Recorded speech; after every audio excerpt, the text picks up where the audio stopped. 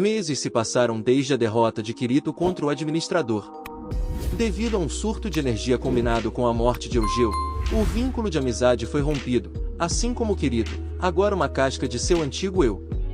Alice o leva para o vilarejo de sua infância, embora ela ainda seja considerada criminosa e, por isso, o prefeito, seu pai, os rejeita. Agora, os dois vivem em uma cabana na periferia, interagindo apenas com a irmã dela e um grupo de lenhadores. Um dia, eles pedem ajuda a Alice, que usa o poder armazenado na madeira dura da lâmina Giga Cedar de Kirito para cortar as árvores inferiores. De repente, Kirito cai de sua cadeira de rodas, agarrando-se aos jovens lenhadores da Vila Norvern que haviam tirado a espada de Eugeo dele. Os resquícios de pura amizade fazem com que o catatônico Kirito se mova mais do que em semanas.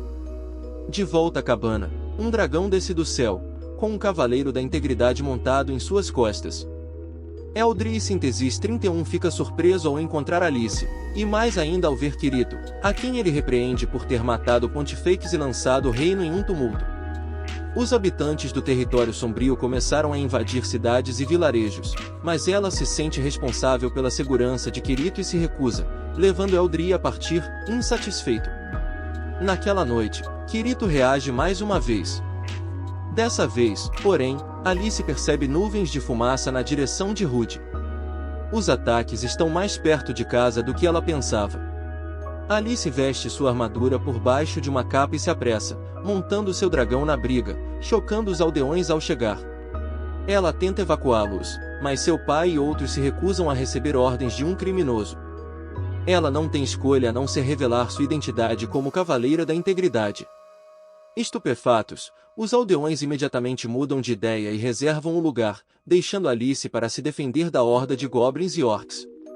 Mais tarde, ela parte para encontrar os Cavaleiros da Integridade mencionados por Eldri. Enquanto isso, no Ocean Turtle, uma pequena equipe de mercenários se infiltra na base, encontrando apenas a sala de controle vazia. Azuna e os funcionários do Vrat se escondem na sala de subcontrole. Está claro que os homens sabem sobre o projeto Alice. Eles precisam ter acesso ao Fructligro da Alice antes dos Mercs. Aparentemente, quando a energia foi cortada, ao mesmo tempo em que Kirito acessava o console virtual, seus pensamentos autodestrutivos após a morte de Eugeo foram atualizados. Isso, de alguma forma, desativou o ego de seu Fructligro, aparentemente. Acontece que os mercenários são jogadores de GGO com os quais Kirito e companhia lutaram antes de ele ser levado para o submundo. O líder da equipe foi contratado extraoficialmente pelo governo dos Estados Unidos, que soube do projeto Alice e o encarregou de recuperar o Fructligro de Alice, presumivelmente com um homem infiltrado. Os mercenários se veem impedidos de entrar na sala de controle do submarino e nos Fructligs, então o gênio da tecnologia descobre que a única maneira de extrair a inteligência artificial é acessando um console virtual de dentro do submundo. Usando suas habilidades de hacker de elite, ele descobre que cada um dos habitantes do território das trevas tem seu próprio Fructligro, o que os torna praticamente idênticos aos do reino humano. Ele também percebe as palavras Final Load Test aparecendo nos registros, sem saber do que se trata ou se isso vai interferir no plano deles. O plano é simples: fazer um mergulho profundo no Underworld, usando contas de administrador, e extrair Alice de dentro dele. Por sorte, todas as contas de alto nível do Dark Territor não precisam de senha. Enquanto isso, o gênio da tecnologia de Hatra tem o mesmo plano sem inspiração. Aparentemente, se eles conseguirem consertar os laços de amizade, poderão reparar os danos causados ao Fructligro de Kirito por seu poder absoluto. Em Tóquio, se não está a uma morte de ganhar o Bob em GGO, mas o jogador subutilizer alcança, tornando seu rifle de precisão inútil em locais tão próximos. Ela é agarrada pela garganta e, enquanto o jogador a estrangula, ele diz sinistramente: sua alma será tão doce. Ela acorda com um sobressalto do pesadelo, ainda atormentada por seu teto. Acontece que Subutilizer é o líder dos mercenários que estão mergulhando no submundo. Quando criança, Gabriel Miller era estranhamente obcecado por almas, embora parecesse não ter uma alma própria. Gabriel mergulhava como Imperador Vecta, com um membro de sua equipe como Cavaleiro das Trevas. Um Cavaleiro das Trevas. Como Imperador, ele declara guerra ao Império Humano com um apoio esmagador. Seu único pedido é capturar a sacerdotisa da luz, Alice, viva. No entanto, em particular, Shasta, general dos Cavaleiros das Trevas, menospreza o imperador para seu subordinado e amante. Eles estavam planejando fazer as pazes com o reino humano. Naquela noite, a mulher se disfarça de concubina e se dirige aos aposentos do imperador.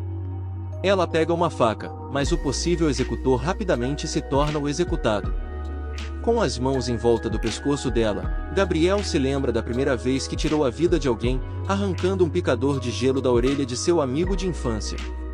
Seus olhos sem alma observam o que ele acredita ser a alma da garota saindo de sua testa e flutuando em direção ao céu. Sua obsessão por Alicia sangra para o submundo à medida que a vida deixa o assassino. Ele fica tonto, convencido de que a luz que sai do corpo dela é sua alma. Finalmente, depois de tantos anos e testes, ele recriou a mesma sensação. Ele inala estranha substância e tem uma visão da memória da mulher, como fez com Alicia. Como o fructíligo de Alicia é tão importante, o sabor deve ser ainda mais doce. No dia seguinte, o imperador Vecta se dirige a seus súditos, revelando a cabeça congelada da mulher em um bloco de gelo como um aviso para qualquer um que desafiasse seu governo. Shasta, seu amante, fica furioso e diz: Super Saiyan Nu? Ele ataca, apenas para ter todo o seu ser sugado pelo buraco negro vazio da alma do imperador. Aterrorizado, o exército se reúne com gritos de Viva o Imperador! No Império Humano, Alice descobre que o portão oriental será destruído no último estágio quando começar a desmoronar. Eldrie cumprimenta Alice quando ela chega ao acampamento do portão leste, mas se afasta dela quando percebe Kirito. Bercouli aparece, dizendo a ele para relaxar. De repente, ele para e ataca Alice. De alguma forma, o ataque não chega a ser realizado. Acontece que Kirito tem um nojutsu de amigo inconsciente latente. Naquela noite, Alice fica confusa ao pensar em seus sentimentos por Kirito. Quando ela se inclina para beijar o espadachim catatônico, é interrompida por Ronin e Chiese, os antigos padavans de Kirito e Eugeo, que ficam chateados com a revelação da morte de Eugeo e com a condição de Kirito, e prometem cuidar dele durante a batalha. Durante a reunião de guerra na manhã seguinte, os Cavaleiros da Integridade planejam canalizar as forças do Território Sombrio pela ravina onde fica o Portão Leste. Ele permanece envolto em escuridão durante todo o dia, então eles só precisam absorver a energia dos soldados mortos para tornar os magos inimigos impotentes. A chave é Alice, que, de alguma forma, ganhou um poder semelhante ao de um deus. Quando o portão oriental cai com estrondo, os dois lados se preparam para a batalha. Deus Elbert lança uma torrente de suas flechas flamejantes enquanto as legiões de goblins avançam. Em outro lugar, Eldrie é contornado por goblins que usam bombas de fumaça, confundindo o cavaleiro, pois ele nunca viu nada parecido. Um soldado corre para avisar os outros sobre as forças goblins que se aproximam, perguntando-se para onde o Cavaleiro da Integridade Henley desapareceu. Acontece que ele virou a cauda e correu de volta para o corpo de suprimentos. As hordas de gigantes são interrompidas por Fanatio, que exalam uma presença aterrorizante, até que seu chefe começa a apresentar falhas. Seu olho direito brilha em vermelho quando ele se liberta do grupo, fazendo com que Fanatio fique congelado no lugar. Ele salta no ar, mas antes que seu golpe se encaixe, um dos cavaleiros de Fanatio bloqueia o ataque e seus ossos se quebram com o peso do golpe. O chefe foi derrubado. Fanatio pode se mover novamente e jura vingança. Empunhando um raio que se estende até os céus, ela corta o gigante ao meio e ordena que suas tropas avancem. Deus Elbert fica sem flechas, provocando o ataque do chefe Goblin. O cavaleiro abate muitos dos subordinados do chefe, mas é invadido e encurralado por dois dos goblins. Quando o chefe vai atacar, um dos homens de Deus Elbert o distrai, dando ao Cavaleiro da Integridade tempo suficiente para disparar sua espada como uma flecha, que penetra nas defesas do chefe Goblin e elimina seus homens. Alice paira sobre o campo de batalha, observando o massacre. Ela começa a absorver os recursos espaciais liberados após a morte, criando uma esfera gigante no céu. As duas crianças que envenenaram Kirito e Eugeo na catedral, Linel e Fizel, lutam para voltar às barracas de armazenamento e encontrar o espadachim catatônico e Henley, o desertor.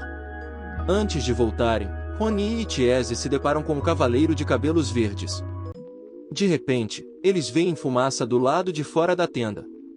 Os goblins da montanha abriram caminho entre as fileiras.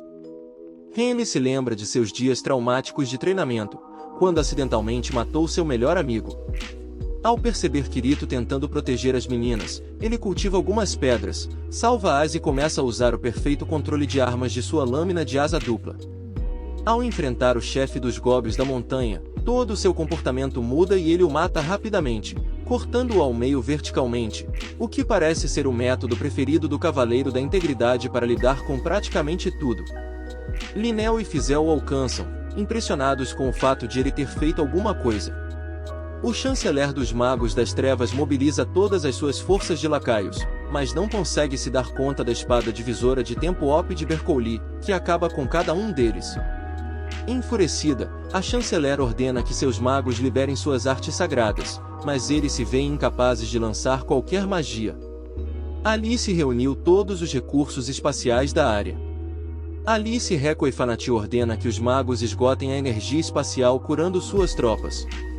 Eldri aparece, envergonhado por não ter conseguido impedir que os goblins da montanha passassem por cima de suas fileiras. De repente, o chefe ogro aparece. Ele revela o retorno do Imperador Vector e seu objetivo de capturar alguém chamado Sacerdotisa da Luz, que ele presume ser Alice, antes que Alice comece a cortá-lo. Ela transmite as novas informações a Bebê, que está em um estado de alerta. Ela transmite as novas informações a Berkouli. Eles planejam dividir suas fileiras e afastar o inimigo da Ravina. No território sombrio, Vecta descobre que os recursos espaciais são liberados após a morte e diz ao chanceler para matar 3,000 soldados para reunir recursos suficientes para lançar um contra-ataque. Quando Alice e Berkouli se aproximam por via aérea, são pegos de surpresa quando o inimigo lança uma arte sagrada. A chanceler ri enquanto libera o enorme poder retirado dos orcs sacrificados. De repente, Eldri voa para frente e afasta o ataque da arte sagrada do inimigo e tenta contra-atacar com a sua própria arte, perdendo a vida no processo. Ele consegue irritar Alice, e ela eleva os magos à terra, anunciando-se como a sacerdotisa da luz, enquanto um sorriso se espalha pelo rosto dele. Seu estranho fetiche por almas confunde Alice com Alicia. Ele ordena que os Dark Knights e os Pugilis sigam a isca para o sul e capturem a sacerdotisa da luz ilesa. Os pugilistas os alcançam primeiro, pois só usam um combate corpo a corpo e se recusam a ser cortados por qualquer espada. Sheita, uma cavaleira da integridade conhecida por seu comportamento tranquilo, se voluntária para enfrentá-los sozinha. Quando um dos pugilistas tenta socá-la, ela usa sua espada em forma de agulha para cortar o punho e subir pelo braço. O cavaleiro calmamente começa a cortar as forças deles. Ren e suas forças estão à espera, prontos para uma emboscada. Sem que eles saibam, Vassago, o mercenário, está em uma missão furtiva no acampamento do corpo de suprimentos, matando-os um a um. O líder dos pugilistas enfrenta Shaita. Ambos são iguais em suas habilidades de luta e adoram batalhas, mas um dos pugilistas interrompe o processo enquanto o resto de suas forças os alcança, e a cavaleira foge com seu dragão. No acampamento do Supply Corps, Vassaga foi recebida por Rony e Tiese, que tentam defender o acampamento. De repente, uma figura brilhante aparece no céu. As garotas a reconhecem como a deusa Stacia, que cria uma fenda gigante entre os exércitos e abre um poço abaixo de Vassago. Quando ele cai, algo faz um clique e ele reconhece Azuna. Antes de mergulhar, o gênio da tecnologia de Hata avisou Azuna que, apesar de sua capacidade de modificar o terreno, ela deveria parar se tivesse dor de cabeça, o que ela faz para evitar sobrecarregar seu Fluctligo. Acontece que ela se deparou com as pessoas que sabem exatamente onde ele está. A voz dela, por si só, é suficiente para fazer com que o espadachim catatônico tente estender a mão, com lágrimas escorrendo pelo rosto. Ao deixar a caravana, ela é subitamente atacada por uma Alice ciumenta. Berkouli intervém e refuta sua afirmação de que Azuna é um espião ou herege, explicando que ela o salvou. Eles decidem fazer uma reunião com os outros cavaleiros, na qual Azuna tenta explicar que é de outro mundo e está procurando Alice, mas Alice não fica muito feliz com a ideia de ir para o mundo real com ela. Azuna fica sabendo do inibidor no olho direito e do código 871. Berkouli lê dos pontos e descobre que Vecta é do mundo real. Azuna fica chocada ao saber que o Dark Territor tem contas de alto nível. Alice relutantemente concorda em ir com ela, mas não antes de derrotar o inimigo e salvar o Império Humano. No dia seguinte, os Dark Knights e os Pugilis recebem ordens para atravessar a fenda em cordas que se estendem até o outro lado. Na Tartaruga Oceânica, o gênio mercenário da tecnologia sincroniza o tempo do submundo com o mundo real. Ele lança um patch e convida os jogadores americanos de MMORPG a participar de um teste beta no submundo para reforçar as defesas do Dark Territor. Yui percebe isso e entra em contato com Sinon e Leafa. Eles se dirigem às instalações da Hata em Tóquio, que entra em contato com a Ocean Turtle e os alerta sobre a situação. Yui então informa a Agile, Klein e os outros, que planejam transferir suas contas de jogador da Allo para Underworld. Eles enfrentam reações contrárias quando tentam reunir outros jogadores da Allo para se juntarem a eles, mas depois de um discurso apaixonado, todos se convencem. No submundo, 20.000 jogadores americanos descem do céu em feixes de luz vermelha como Red Knights de nível 1. Azuna tenta erguer muros de pedra para bloqueá-los, mas os Cavaleiros da Integridade se oferecem para detê-los. Os Cavaleiros Vermelhos começam a atacar todos à vista, até mesmo as forças do Dark Territor. O líder dos pugilistas fica furioso quando percebe que Vecta está fora de seu dragão. Seu olho direito brilha em vermelho e ele o arranca brutalmente, apenas para atravessar a fenda com chamas saindo de seus pés. Azuna perde a calma e o braço antes de o líder pugilista pedir que ela faça ponte sobre a fenda para que seu povo possa atravessá-la e ajudá-los a combater os Cavaleiros Vermelhos. Alice tenta se libertar da briga para poder atacar do alto de uma colina, até que Vecta se aproxima.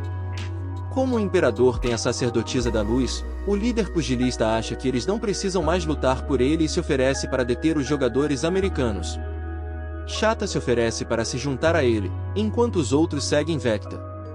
De volta ao Ocean Turtle, o gênio da tecnologia mercenário planeja enviar outros 20.000 jogadores para atacá-los.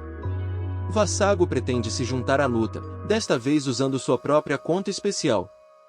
Quando os novos jogadores se conectam, Azuna e os outros são cercados. Quando parece que toda a esperança está perdida, uma figura brilhante aparece no céu, nivelando as forças inimigas com o poderoso tiro de seu arco. Sinon pede desculpas pelo atraso e Azuna, com os olhos cheios de lágrimas, a abraça.